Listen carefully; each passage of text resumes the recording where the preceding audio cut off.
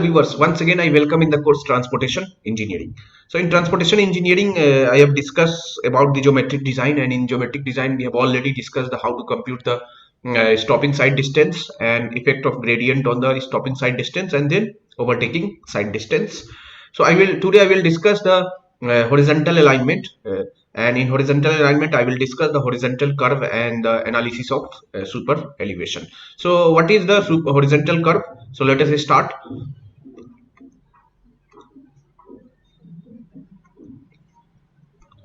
So horizontal curve, when any vehicle travels horizontal curve, then it is subjected to a centrifugal force which acts in the outward direction of the road.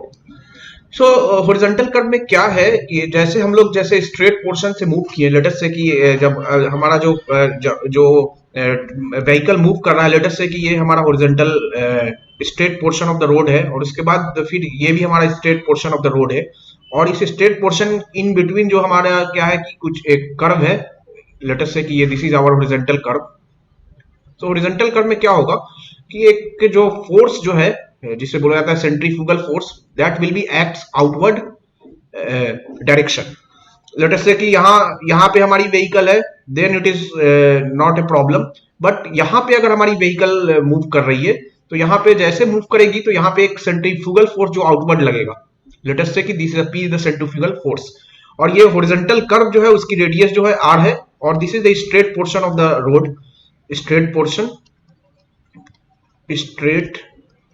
Portion जिसमें हम लोग जानते हैं कि straight portion में जो radius जो होगी वो इनफाइनाइट होगी. यहाँ पे भी ये स्ट्रेट पोर्शन है, स्ट्रेट पोर्शन, और स्ट्रेट पोर्शन में हमने अभी बताया कि जो रेडियस जो होगी वो इनफाइनाइट होगी. सो ये जो जैसे व्हीकल मूव करेगी इन हॉरिजॉन्टल कर्व में, सो व्हाट विल हैपन, एक जो आपका सेंट्रीफ्यूगल फोर्स है वो एक्ट करेगा आउटवर्ड डायरेक्शन में, और ये सेंट्रीफ्यूगल फोर्स क्या करने की कोशिश करेगा कि सेंट्रीफ्यूगल फोर्सेस में causes the overturn of the vehicle, और या तो पूरा का पूरा हमारा व्हीकल क्या हो जाएगा, स्किड कर जाएगा. तो ये बहुत बड़ा प्रॉब्लम है. इसको कैसे काउंटरैक्ट किया जाए, तो इसके लिए हम लोग जनरली क्या करते हैं कि हम लोग जो आउटर एज जो है उसको थोड़ा सा हम लोग रेस कर देते हैं, और in the form of super elevation जो है हम लोग प्रोवाइड करते हैं. तो सबसे पहले हम लोग देखेंगे कि in horizontal curve what is the effect of this centrifugal force. So मैंने बताया कि और जो सेंट्रीफ्यूगल फोर्स का जो एक्सप्रेशन होता है वो हमें मालूम है कि क्या होता है, P is equal to mv²/r, और we can write in terms of, अगर हम लोग सेंट्रीफ्यूगल फोर्स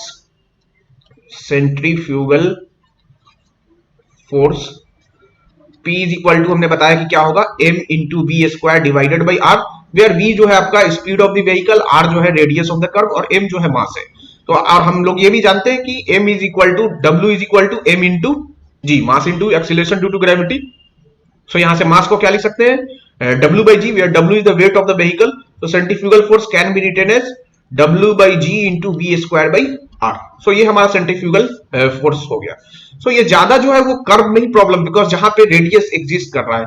अगर हम देखें स्ट्रेट पोर्शन में, तो स्ट्रेट पोर्शन में तो हमारा रेडियस इनफाइनाइट है. सो जब radius in straight portion of the curve, in straight portion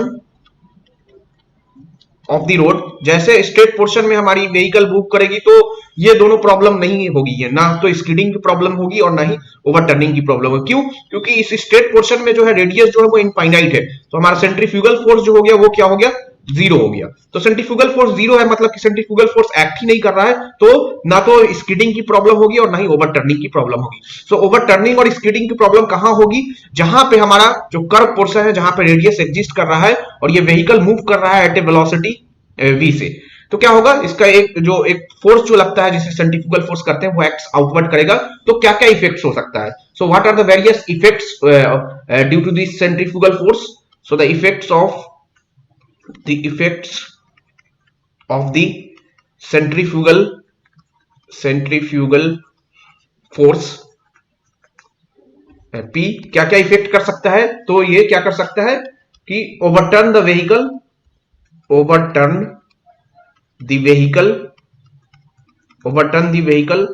about outer wheel के about क्या है, हमारा व्हीकल ओवरटर्न कर सकता है. और दूसरा जो है आपका, दूसरा क्या है कि स्कीड द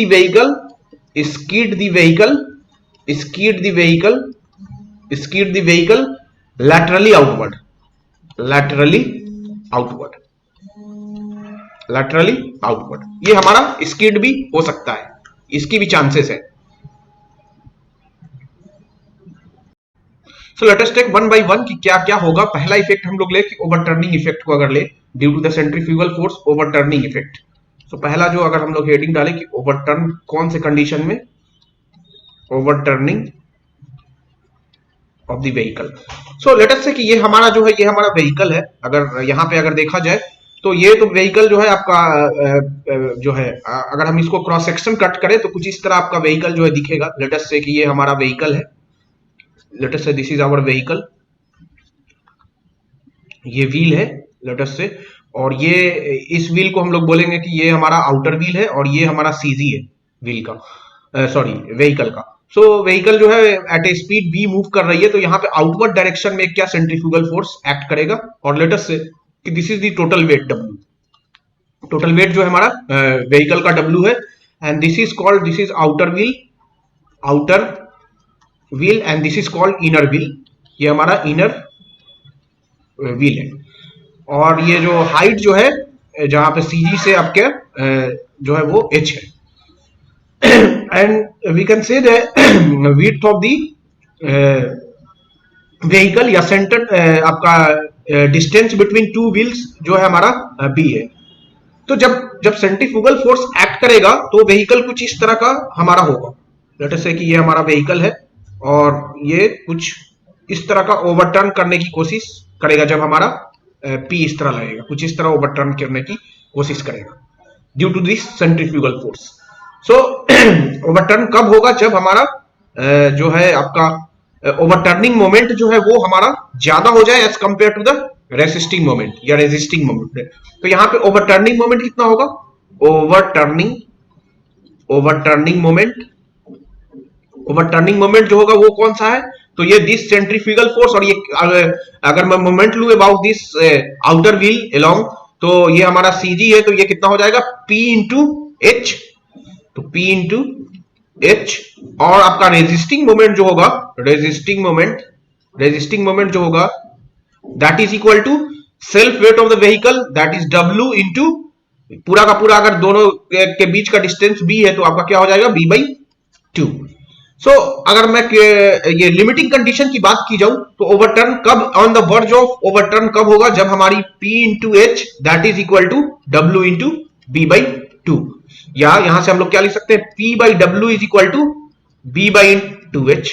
और यहाँ पे P की वैल्यू को अगर मैं रखूं, P जो हमारा सेंट्रीफ्यूगल फोर्स था वो क्या था, P/W is equal to, P के जगह पे हम लोग रख दें अगर WV² divided by G into R into W that is equal to B/2H। यहां से W कैंसिल हो गया, तो P/W is equal to V² by G into R that is equal to B/2H। इसी P/W या V² बाई GR को P/W is equal to V² by G into R, इसको बोला जाता है सेंट्रीफ्यूगल रेशियो और इंपैक्ट फैक्टर, सेंट्रीफ्यूगल रेशियो या impact factor. तो ये क्रिटिकल कंडीशन या लिमिटिंग कंडीशन है, just on the verge of limiting condition है। तो हमारा कब व्हीकल जो है वो ओवरटर्न कर जाएगा। सो फॉर ओवरटर्निंग के लिए क्या होना चाहिए कि हमारा P/W is equal to V² by GR is less than equal to B/2H। तो हमारा क्या होगा, ये हमारा कंडीशन जो हुआ नो ओवरटर्निंग, कि हमारा ओवरटर्न नहीं होगा जब हमारी P/W that is equal to V² by GR की value less than equal to, then it is the condition of no overturning. लेकिन हमारा जो अगर जो आपका ओवरटर्निंग मोमेंट है, मतलब कि अगर ये वैल्यू अगर हमारी जो ओवरटर्निंग मोमेंट है वो ज्यादा हो जाए as compare to the resisting moment, then overturning condition will occur. So यहाँ पे अगर P/W that is equal to V/A² by GR अगर ग्रेटर देन B/2H हो जाएगा तो हमारा ओवरटर्निंग हो जाएगा। तो फॉर नो ओवरटर्निंग जो है हमारा, इसकी वैल्यू जो वो B/2H से कम ही होनी चाहिए। वेयर अब आपका क्या है, तो P जो है आपका यहाँ पे सेंट्रीफ्यूगल फोर्स W जो है वो wait of the vehicle, W is the weight of vehicle, V is the speed of vehicle, speed of vehicle हम पूरे, मैंने पहले ही बोला था कि ट्रांसपोर्टेशन इंजीनियरिंग में मैं मीटर पर सेकंड में यूज करूंगा। और G जो है वो acceleration due to gravity, acceleration due to gravity, जिसकी वैल्यू जो होगा 9.81 metre per second square. R is the radius of the curve, R is the radius of the curve in metre. B जो है वो distance between outer and inner wheel. H जो है वो height of the CG, height of the CG है। सो ये condition जो है, जब क्या की हमारी P by W that is equal to B square by G R, इसकी value less than equal to B by 2H होगी, तो नो ओवर टर्निंग कंडीशन। अगर ये वैल्यू हमारा B square by G R की वैल्यू जो greater than B by 2H हो जाएगी, तो उस वक्त हमारी व्हीकल जो हो जाएगा ओवरटर्न हो जाएगा। और ये जो एग्जैक्टली इक्वल है वो आपका लिमिटिंग कंडीशन है कि हाँ इस पे एकदम just on the verge of overturn, ये जस्ट होने ही वाला है ओवरटर्न, तो वो वाला कंडीशन जो है वो लिमिटिंग कंडीशन है। उसी तरह अगर हम लोग इसको फिर स्कीडिंग के इफेक्ट को देखें, सो दूसरा हमारा क्या था, दूसरा सेकेंड वन इज कि स्कीडिंग के इफेक्ट को अगर देखें कि हमारा व्हीकल जो है that is स्कीड the vehicle laterally outward, स्कीड the vehicle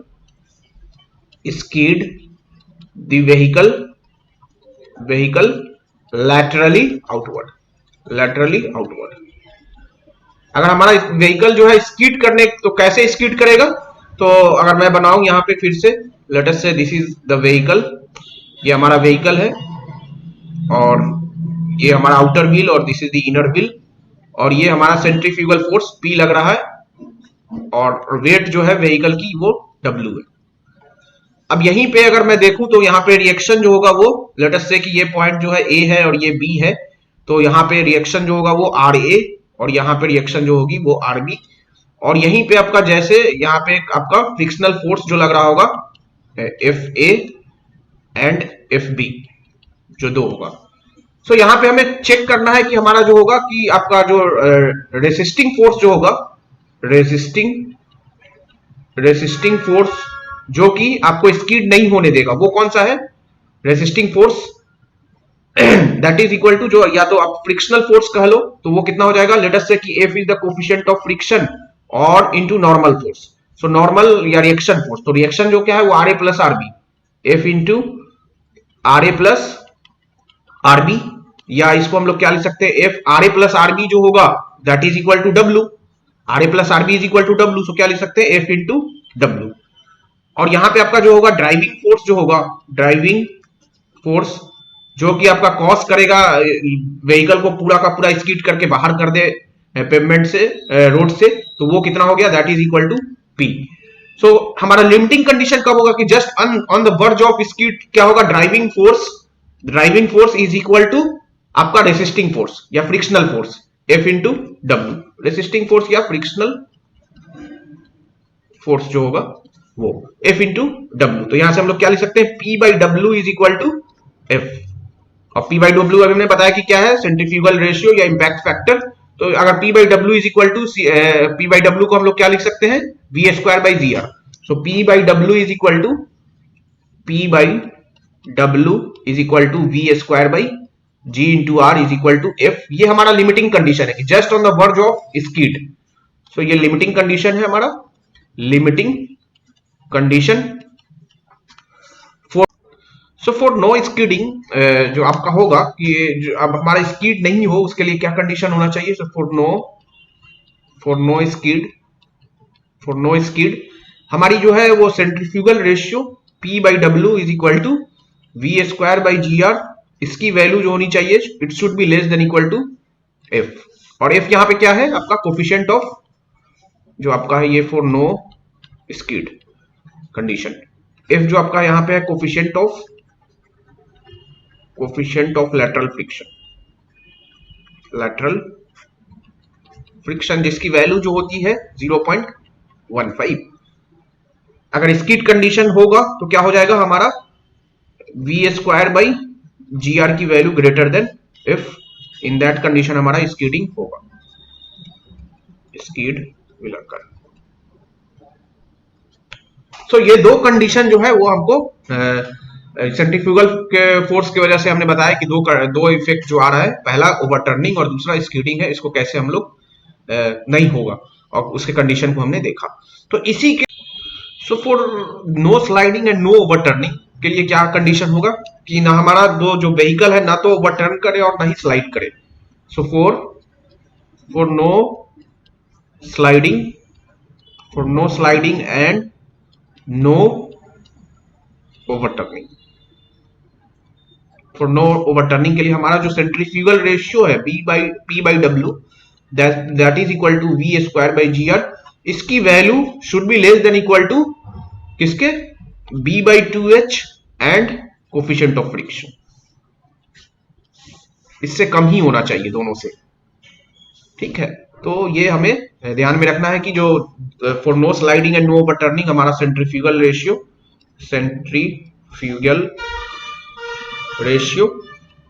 जो होगा वो उसकी वैल्यू जो होगा बी बाई टू एच, या मिनिमम भी बोल सकते हैं कि minimum of B by two H N, अगर उससे कम होगा तो इससे तो कम होगा ही, तो इसमें जो मिनिमम वैल्यू है वो ले ले और इससे हमारी वैल्यू जो वो कम होनी चाहिए। अब सेंट्रीफ्यूगल फोर्स को काउंटरएक्ट करना है, बिकॉज सेंट्रीफ्यूगल फोर्स जैसे एक्ट करेगा तो वो कॉज करेगा स्लाइडिंग एंड ओवरटर्निंग, तो उसे काउंटरएक्ट करने के लिए जनरली हम लोग क्या करते हैं, सुपर एलिवेशन प्रोवाइड करते हैं। सुपर एलिवेशन क्या है, और तो super elevation it is the transverse slope, जिसको हम लोग कैंट या बैंकिंग भी बोलते हैं, slope provided at a horizontal curve to counteract the centrifugal force by raising the outer edge को हम लोग थोड़ा सा रेज कर देते हैं with respect to the inner edge throughout the length of the horizontal curve. जैसे हम लोग आउटर एज को रेज करेंगे with respect to the inner as, तो क्या होगा कि जो हमारा वेट का जो कंपोनेंट होगा, वेट का एक कंपोनेंट जो होगा वो काउंटरैक्ट करेगा किसको, हमारे सेंट्रीफ्यूगल फोर्स को, सो वो हमारा थोड़ा सा मिनिमाइज होगा। तो हम लोग देखते हैं, तो वही उसी चीज को मैंने लिखा है कि when the outer edge is raised a component of the curve weight will be complemented in counteracting the effect of centrifugal force. अब लेट अस से कि ये हमारा जो है कुछ इस तरह हमने रेस कर दिया है, आप देख सकते हो कि ये जो है हमने कुछ रेस किया, ये हमारा जो था इनर एज है, इनर एज, और ये हमारा outer edge, this is our outer edge, और ये हमारा जो है व्हीकल है,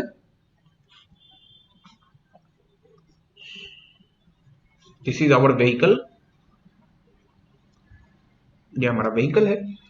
तो ये और ये सीजी हो गया, तो हमारा कुछ ये तो फोर्स लगेगा हमारा सेंट्रीफ्यूगल फोर्स कुछ इस तरह, और उसी तरह फिर वेट जो होगा कुछ इस तरह, लेकिन इसके कंपोनेंट्स भी होंगे, जैसे वेट का ये एक कंपोनेंट होगा डब्ल्यू का, जो कि हमारा इस एंगल पर डिपेंड करेगा कि कितने एंगल से हमने रेस किया है आउटर एज को with respect to inner edge. अगर ये थीटा है तो ये भी हमारा कितना होगा, थीटा होगा।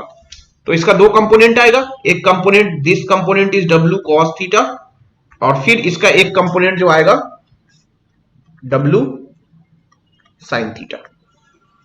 उसी तरह पी का भी दो कंपोनेंट होगा, एक कंपोनेंट तो होगा ये वाला पी कॉस थीटा, बिकॉज ये एंगल भी थीटा होगा, और फिर एक कंपोनेंट जो होगा इधर पी साइन थीटा, और यहीं पे जो आपका एक लगेगा frictional force F।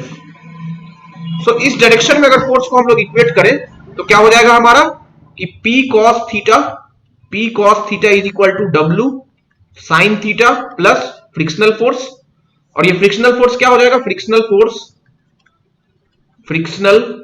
Force F is equal to coefficient of lateral friction F into normal force total, तो N, और ये N की वैल्यू क्या हो जाएगी, P sin theta plus W cos theta, तो F into P sin theta plus W cos theta. तो अगर इसको और सिंपल हम लोग कर ले तो क्या हो जाएगा, P cos theta is equal to आपका हो जाएगा W sin थीटा, तो W sin theta plus F into P sin theta plus W cos theta, P sin theta plus W cos theta. तो आप P cos थीटा माइनस इधर आप ले आओगे तो P into F into cos theta sine theta that is equal to W sine theta plus W into F into cos theta. अब यहां पे देखिए क्या कॉमन ले सकते हैं हम लोग, तो P यहां से कॉमन ले लिया तो क्या बच गया, cos theta minus F sine theta, that is equal to यहां से W अगर कॉमन ले लिया तो sine theta plus F cos theta. तो यहां से हम लोग क्या लिख सकते हैं, यहां से हम लोग क्या लिख सकते हैं कि P by W can be written as P by W is equal to, so P by W, यहां से P by W is equal to sine theta plus F cos theta divided by cos theta minus F sine theta. अब यहीं पे अगर हम लोग numerator और denominator both side ऊपर नीचे हम लोग क्या अगर कॉस थीटा से डिवाइड कर दे तो क्या हो जाएगा हमारा, P by W is equal to sine theta by cos theta can be written as tan theta plus F divided by 1 minus F into tan theta. So ये आपका एक्सप्रेशन जो है आपका सेंट्रीफ्यूगल रेशियो का एक्सप्रेशन जो है P by W that is equal to V square by G R is equal to P by W is equal to V square by G R is equal to tan theta plus F divided by 1 minus F into tan theta. अब यहां पे आप देख सकते हो कि अगर हमारी थीटा की वैल्यू बहुत कम हो जाए, if the value of theta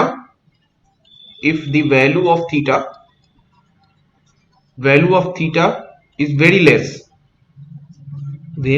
मतलब थीटा की वैल्यू 4 डिग्री से अगर कम हो जाए, जनरली बोला जाता है कि 4 डिग्री से अगर हमारा थीटा कम हो जाए तो इन दैट केस क्या हो जाएगा कि हमारा जो परपेंडिकुलर होगा, सॉरी जो आपका जो ये वाला लेंथ होगा, जो हमारा हाइपोटेनस और बेस दोनों लगभग सेम हो जाएगा। अगर थीटा की वैल्यू बहुत कम हो गई, लेट अस से कि थीटा की वैल्यू बहुत कम है, तो उस इन दैट केस हमारा क्या हो जाएगा कि साइन थीटा की value that is equal to tan theta that is equal to E, ये आपका थीटा है that is equal to E जो आपका सुपर एलिवेशन है वो हमारा इक्वल हो जाएगा।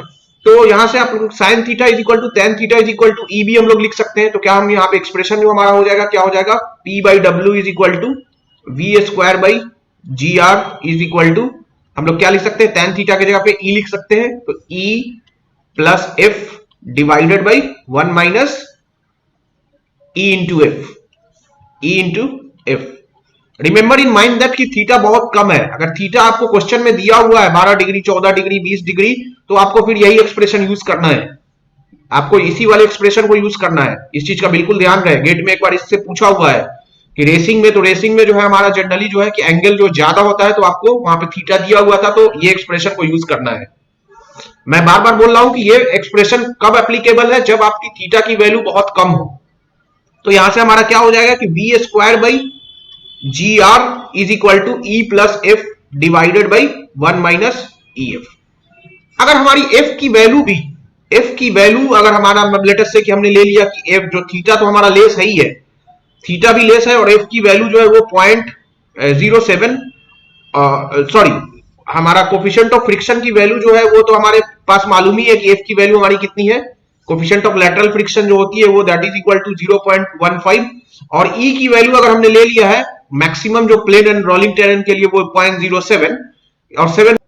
सो माय डियर स्टूडेंट, अगर ये तो हमारा एक्सप्रेशन ही है, मैंने बोला कि थीटा की वैल्यू बहुत ज्यादा अगर होगी तो फिर हमें ये एक्सप्रेशन यूज करना है। लेकिन अगर थीटा की वैल्यू बहुत कम है, अगर 4 डिग्री से जनरली जो बोला जाता है कि अगर हमारी एंगल जो है थीटा इज वेरी लेस, और हमें ब्रैकेट में लिख दिया कि theta is less then 4 degree, अगर 4 डिग्री से कम है तो हमारा जो साइन थीटा की वैल्यू होगी वही tan थीटा की वैल्यू होगा, वही that is equal to the super elevation. तो tan थीटा के जगह पे हम लोग E लिख सकते हैं, तो हमारे यहाँ पे E आ गया।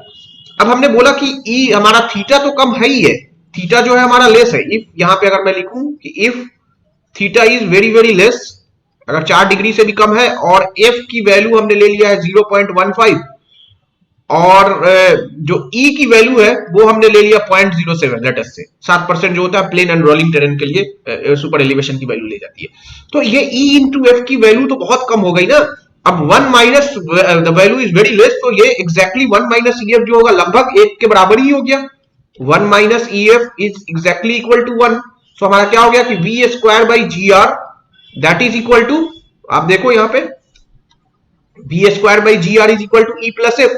तो यहां से हम लोग क्या लिख सकते हैं कि B square by G R is equal to E plus F. Very very important है कि आपका एक ये एक्सप्रेशन जो है जो बहुत यूज होता है, B square by G into R. अब एक चीज का बिल्कुल ध्यान में रहे, एक चीज का जो मैंने बोला है कि पूरे ट्रांसपोर्टेशन इंजीनियरिंग में यूनिट का बिल्कुल ध्यान रहे कि यहां पे जो वेलोसिटी है, ये velocity of the sorry speed of the vehicle, ये जो है आपका speed of the vehicle, speed of the vehicle in metre per second, in metre per second में है। जी जो है आपके acceleration due to gravity 9.81 metre per second square. R जो है आपका radius of the curve, radius of the curve in metre, और E और एफ तो आपका डायमेंशन लेस है, ई की वैल्यू और एफ की वैल्यू। तो ये वाला एक्सप्रेशन अगर बी को किलोमीटर पर आवर में रखोगे, तो अगर किलोमीटर पर आवर में जब रखोगे तो यहां पे E plus F is equal to V square divided by 127 into R. ये भी आप याद रखिए, कभी कभी ऑप्शन में ये भी दे दिया जाता है। तो यहां पे आप ध्यान रहे कि यहाँ पे जो वी है, यहां पे जो वी है वो speed, design speed in kilometre per our, kilometre per our में है ये। तो 127 आप रखोगे तो वही हो जाएगा, 3.6 इंटू 3.6 इंटू 9.81 करोगे तो आपका लगभग वही वैल्यू आएगा 127। तो यहां से आपका जो आपका आ गया वी स्क्वायर बाई 127 आर। सो यहां से आप लोग सुपर एलिवेशन की वैल्यू को निकाल सकते हो। अगर आउटर एज जो है बहुत ज्यादा हमारा रेस किया गया है, लेट अस से कि देखो कि हमारा ये आउटर एज जो है इनर एज के रिस्पेक्ट में रेस किया गया है। ये हमारा क्या था, ये this is our inner edge, और ये हमारा आउटर एज है, ये हमारा आउटर एज है। तो आउटर एज कितने से रेज किया गया है, लेट अस से कि जो रेज जो है, हाइट जो रेज किया गया है वो कैपिटल ई है, और ये हमारा तो क्या है, थीटा इज इक्वल टू आपका ई है। और ये जो है आपका जब थीटा स्मॉल होगा तो ई के बराबर होगा ना, तो ये हमने मान लिया कि विड्थ ऑफ दी आपका पेवमेंट है, या तो ये भी वही होगा ना, बिकॉज थीटा जब बहुत स्मॉल होगा, if theta is very less, if theta is very less, तो हम बोलते हैं कि साइन थीटा जो हो गया that is equal to tan theta. क्यों, क्योंकि साइन थीटा जो है वो क्या है हमारा p by H, perpendicular by hypotenuse, और ये हमारा p बाई बी है। तो जो हाइपोटेनस होगा और बेस जो होगा वो लगभग सेम हो जाएगा, बिकॉज थीटा बहुत कम है, ये थीटा बहुत कम है, तो इसकी जो लेंथ होगी वही वो इसकी भी होगी। तो यहां पे जो हम लोग लिख सकते हैं कि tan theta is equal to क्या लिख सकते हैं, tan theta that is equal to theta is equal to हम लोग क्या लिख सकते हैं, e is equal to tan theta is equal to E, sorry यहां पे tan theta is equal to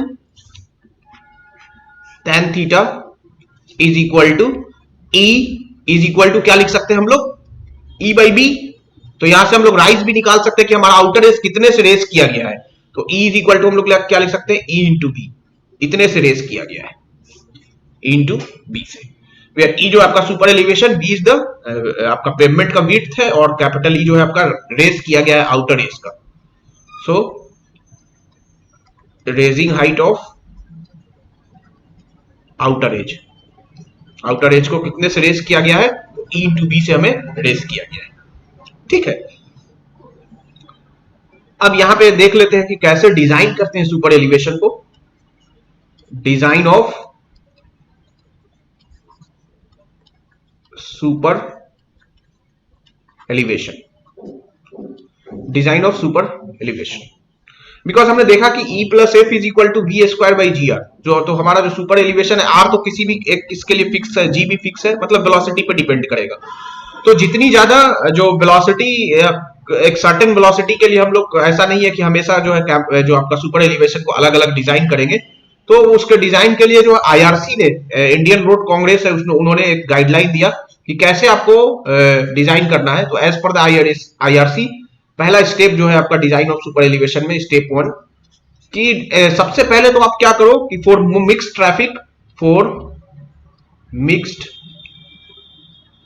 traffic आपका जो डिजाइन स्पीड है, design speed is taken as 75% and compute super elevation E using F is equal to 0। बोला गया कि mix traffic के लिए आपको वैल्यू ऑफ सुपर एलिवेशन निकालिए जब एफ की वैल्यू 0 हो जाए। तो हम लोग क्या लिख सकते हैं, E plus F is equal to 0.75 B. Velocity को हमें जो है वो 75% लेना है, तो 0.75 B divided by G R, या 0.75 कैपिटल बी बाई 127 आर। ये ध्यान रखिएगा कि आप या तो ये लो या तो वो लो, और एफ की वैल्यू को आपको नेग्लेक्ट करना है, तो एफ की वैल्यू जो है वो नेग्लेक्ट किया, तो यहां से हमने ई डिजाइन लिख दिया। कितना आया, E design is equal to 0.75 V whole square divided by G into R. मैंने पहले ही बोला है कि या तो आप कैपिटल वी में लिखोगे तो किलोमीटर पर आवर, यहां पे वेलोसिटी जो है वो मीटर पर सेकेंड में। अब जैसे हमने ये डिजाइन को निकाला तो हमने फिर चेक किया कि ये जो ई की वैल्यू आई है वो जो है हमारा मैक्सिमम जो सुपर एलिवेशन है उससे ज्यादा तो नहीं है। तो check if E design is less than E max, it is okay. अगर ये मैक्सिमम जो सुपर एलिवेशन है, जो मैं बताऊंगा कि अलग अलग, जैसे प्लेन एंड रोलिंग टेरेन के लिए 7% 0.07 होना चाहिए, और भी जो मैं बताऊंगा, तो उससे कम है कि नहीं। अगर उससे कम है देन आपने जो 75% जो स्पीड का को प्रोवाइड किया है, जो आपका डिजाइन स्पीड का, वो सही है, आपको इसी के लिए आपको डिजाइन कर देना है, यही आपका सुपर एलिवेशन होगा। लेकिन if E design is greater than E max, अगर ई मैक्स से ज्यादा हो जाएगा then not okay, not okay. In that case क्या करना है कि हमें अगले स्टेप पे जाना है, स्टेप 2 पे, सेकेंड स्टेप 2 पे आपको जाना है, जब हमारा इफ ई डिजाइन जो है ई मैक्स से ज्यादा हो गया है। सो इन दैट केस क्या बोला जाता है आईआरसी की, जब ई डिजाइन जो है ई मैक्स से ज्यादा हो गया है, इन दैट केस आपको क्या करना है कि आपको यहां पे जो है आपको ई मैक्स के बराबर ले लीजिए, और यहां पे हम लोग फिर से लिखेंगे E plus F is equal to, अब यहां पे जो वेलोसिटी है वो पूरा का पूरा है, 75% नहीं है, V square by G R, और यहां पे जो ई जो आप यूज करोगे वो E max plus F is equal to V square by G R, और यहां से एफ की वैल्यू को निकालो, F is equal to V square by G R minus E max. यहां से हमने एफ निकाला, और इस एफ को चेक किया, जो हमारा कोफिशिएंट ऑफ लैटरल फ्रिक्शन है, इसको चेक किया कि ये एफ की वैल्यू जो है वो आपका 0.15 से कम है या नहीं है। अगर ये वैल्यू 0.15 से कम है देन इट इज ओके। लेकिन अगर if F is greater then 0.15, not okay. तब आपको फिर तीसरे स्टेप पे जाना होगा, स्टेप थर्ड। अगर हमारी एफ की वैल्यू एक्सीड कर गई है 0.15 से इक्वल या लेस है देन इट इज ओके। लेकिन अगर एक्सीड कर गया है 0.15 से, देन आपको क्या करना है कि लिमिट कर दीजिए। आप किसको लिमिट आपको कर देना है, क्या कि मैक्सिमम आपको सुपर एलिवेशन भी लेना है, और एफ की वैल्यू को भी 0.15 से ज्यादा नहीं लेना है। सो आप तीसरा स्टेप क्या है कि आपको E is equal to E max और F is equal to 0.15 E max यहां पे, और उसके बाद आपको क्या करना है, फिर से आपको अलाउएबल स्पीड निकालिए कि अब कितना हो रहा है। तो ई मैक्स प्लस एफ की maximum value that is equal to V A square divided by G R, और यहां से आप अलाउएबल स्पीड निकाल लीजिए। अलाउएबल स्पीड, यहां से आप allowable speed V A is equal to E max plus F max into G R का स्क्वायर रूट। ये अलाउएबल आपने स्पीड निकाल लिया।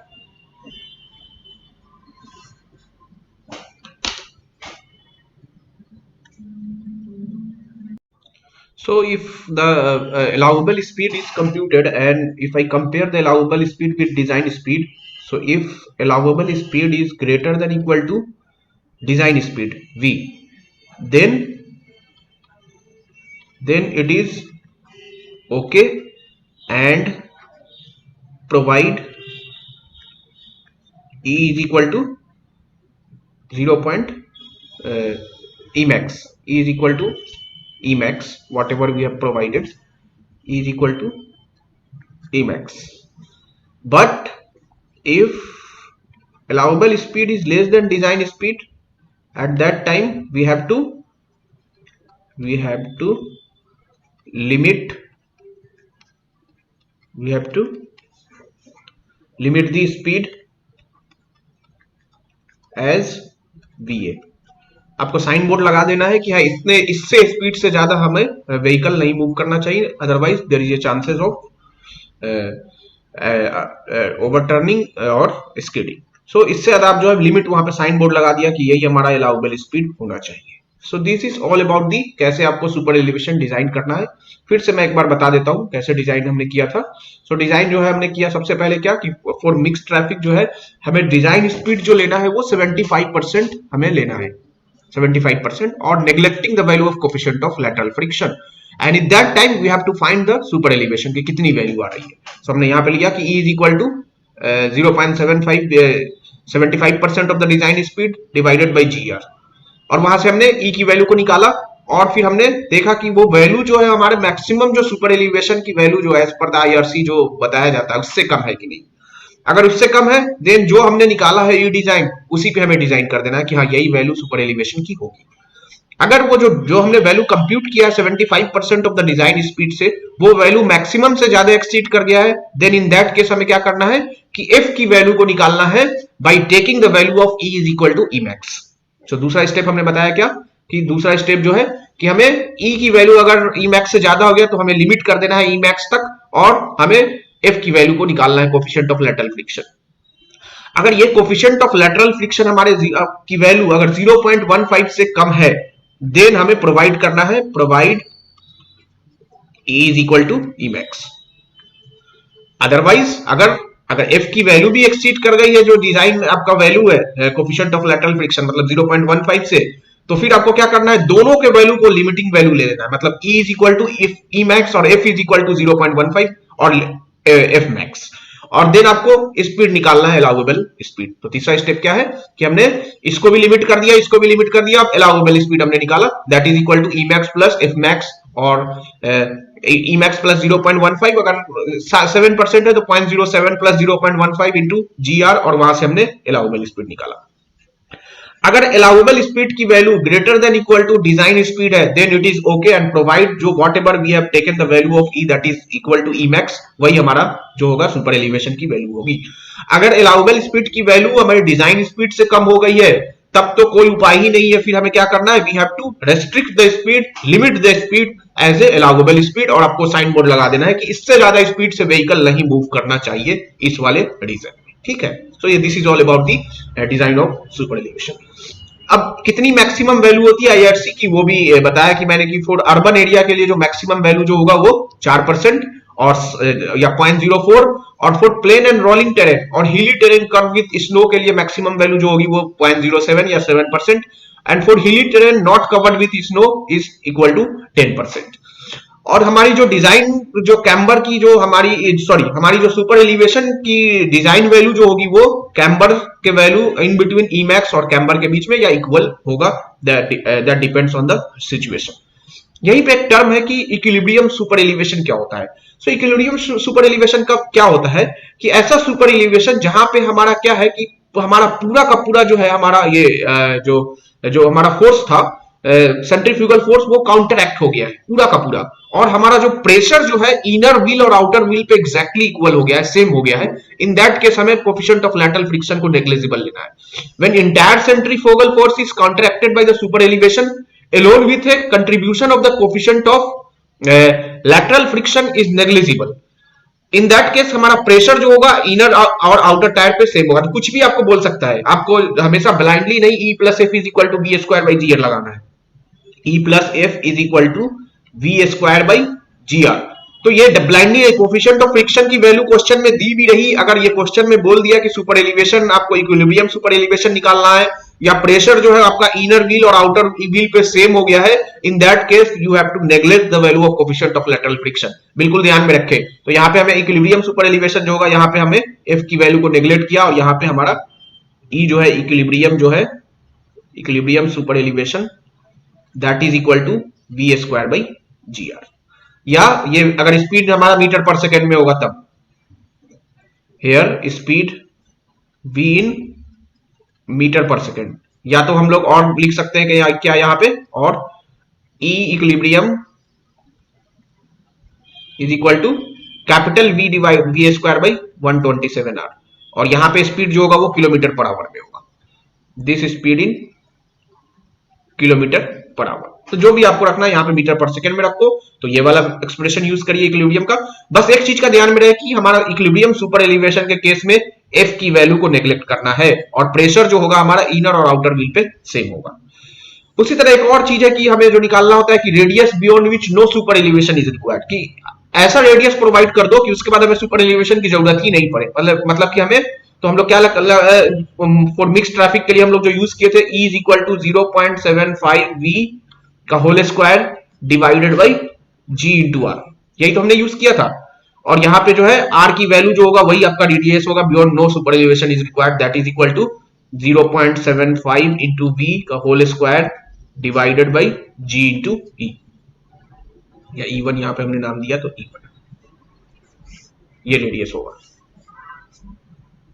यहाँ पे E1 जो है वो क्या है, कैम्बर के बराबर होगा, तो वहां आपका यही रेडियस है बियॉन्ड विच आपको सुपर एलिवेशन की जरूरत नहीं होगी। चलिए अब कुछ क्वेश्चन भी कर लेते हैं, और भी क्वेश्चन मैं करूंगा नेक्स्ट वीडियो में, बिकॉज स्पैन जो है वीडियो का बहुत ज्यादा हो जाएगा, इसलिए कुछ क्वेश्चन जो है जो कि कर लेते हैं, फिर अगले क्लास में भी हम लोग कुछ और क्वेश्चन को लेंगे, ठीक है। सो पहला क्वेश्चन जो हमने लिया है कि for a circular curve of radius, circular curve है जिसकी रेडियस की वैल्यू जो है वो क्या है 200 meter, coefficient of lateral friction is 0.15 and design speed is 40 kilometer per hour. तो मैंने पहले बोला कि मैं तो पूरा का पूरा ट्रांसपोर्टेशन में यूज करता हूं मीटर पर सेकंड में, तो सबसे पहले इसको हमने चेंज कर लिया 40 डिवाइडेड बाई 3.6, तो ये वैल्यू जो आ गई 11.11 metre per second, 11.11 metre per second, ये हमारी वैल्यू आ गई। सो द इक्विलिब्रियम, आप देखो वही क्वेश्चन है कि इक्विलिब्रियम, ये चीज का बिल्कुल ध्यान है कि इक्विलिब्रियम सुपर एलिवेशन की जरूरत है, तो यहाँ पे F की वैल्यू को हम नहीं यूज करेंगे, और यहाँ पे लिख भी दिया, हिंट भी दे दिया कि for equal pressure on the inner and outer wheel, तो हम लोग डायरेक्टली यहाँ पे यूज करेंगे E is equal to V square divided by G into R, यही हमारा इक्विलिब्रियम होगा। इक्विलिब्रियम जो होगा F की वैल्यू को हम लोग नेग्लेक्ट करेंगे, तो 11.11 का whole square divided by 9.81 into 200, so ये जो वैल्यू हो जाएगी 11.11 का स्क्वायर डिवाइडेड बाई 9.81 इंटू 200, तो ये वैल्यू जो आ गई 0.0629, मतलब कि अगर परसेंटेज में इसको निकाला जाए तो इंटू 100 कर दे तो ये वैल्यू जो आ जाएगा 6.3%। अब वो भी ऑप्शन इसमें हो सकते होंगे जिसमें F की वैल्यू का आप लिया होगा, तो यहाँ पे देख लो कि 0.0 और जो है आपका 0.07 नहीं, तो जो है यहाँ पे जो वैल्यू आ गई सी ऑप्शन जो है आपका करेक्ट है, 6.3%।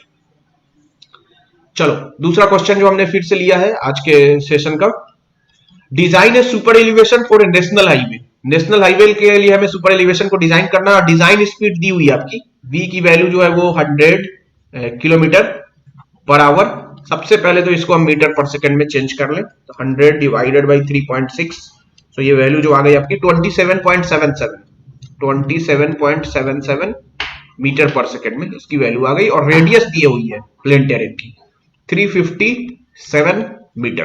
अब हमें डिजाइन करना है, तो सबसे पहले हमने क्या किया कि डिजाइन का सबसे पहला है कि आपको क्या करना है कि compute the value of E design, compute the value of E design by taking the speed as a 75% of the design speed, okay, और neglecting the value of F की वैल्यू को 0 लेना है। तो कहां से, यहां से आप ई डिजाइन निकालो, E design is equal to 0.75 V का whole square divided by GR। अब यहां से देखिए क्या आ रहा है 0.75 इंटू डिजाइन स्पीड कितना है 27.77, और इसका स्क्वायर हमने कर दिया डिवाइडेड बाई 9.81 इंटू आर की वैल्यू कितनी है 357 मीटर। तो ये वैल्यू जो आपकी आ गई, जो डिजाइन स्पीड जो आ गई 0.1238, जो कि वैल्यू ज्यादा हो गए 0.07 से, बिकॉज आपका प्लेन टेरेन है, प्लेन टेरेन के लिए हमने बोला है कि E की वैल्यू जो मैक्सिमम वैल्यू होगा वो 0.07, so it is not okay, okay नहीं है, बिकॉज आपकी वैल्यू 0.07 से कम अगर रहती then it is okay, but ये तो 0.07 से भी ज्यादा हो गया, मतलब कि ई डिजाइन की वैल्यू ज्यादा हो गई। तो दूसरे स्टेप पे हम लोग जाएंगे क्या, सो बाय टेकिंग, स्टेप 2 में क्या है कि आपको क्या करना है कि F की वैल्यू को चेक करिए by taking E design is equal to E max, maximum value जो है, and compute the value of F। तो यहां से क्या हो जाएगा, एफ इज इक्वल टू हो जाएगा V square by G R minus E max. तो यहां से एफ की वैल्यू जो आ जाएगा, वी जो है 27.77 का square divided by 9.81 into radius कितनी है, सो रेडियस 357, सो 357 minus E max, maximum value जो परमिसिबल है वो 0.07। तो यहां से एफ निकाल के देखो कितना आ रहा है, तो 27.77 का square divided by 9.81 into 357 minus 0.07। तो ये वैल्यू जो आ गई है 0.15 है। तो ओके, मतलब कि एफ की वैल्यू 0.15 से कम या इतना है तो ठीक है, ओके है। सो यहाँ पे ओके हम रखेंगे कि इससे ज्यादा नहीं होनी चाहिए थी। एफ की वैल्यू 0.15 से अगर कम है या बिल्कुल एग्जैक्टली उतना है तो चलेगा, ओके। देन हम लोग डिजाइन कर सकते हैं कौन से वैल्यू के लिए, तो ई आपको जो प्रोवाइड करना है, ई प्रोवाइड जो करना है दैट इज इक्वल टू 0.07, इतना ही प्रोवाइड करना है यहीं पे। अगर ये वैल्यू भी ज्यादा हो जाती तब क्या करते, फिर हम लोग एफ की वैल्यू को मैक्सिमम एज 0.15, ई की वैल्यू को 0.07 रख के और अलाउबल स्पीड निकालते और फिर अलाउबल स्पीड को कंपेयर करते डिजाइन स्पीड से। अगर अलाउबल स्पीड की वैल्यू हमारे डिजाइन स्पीड से ज्यादा या बराबर है, इन दैट केस अगर वो है देन हम लोग प्रोवाइड करते 0.07। अगर कम होता तो हम लोग क्या करते, स्पीड को रेस्ट्रिक्ट कर देते विद अलाउबल स्पीड के साथ, कितना ही आप स्पीड बढ़ा सकते हैं, उससे ज्यादा वहां पे स्पीड अपने व्हीकल का नहीं रख सकते हैं। सो 0.07 जो है यहाँ पे फाइनली वैल्यू जो है डिजाइन आपका सुपर एलिवेशन का जो वैल्यू है वो 0.07 है। सो नेक्स्ट वीडियो में जो है हम लोग देखेंगे कि और भी चीज की कैसे और भी क्वेश्चन इस पे लेंगे कि सुपर एलिवेशन पे, और इसके बाद फिर आगे हम लोग प्रोसीड करेंगे। ठीक है, थैंक यू।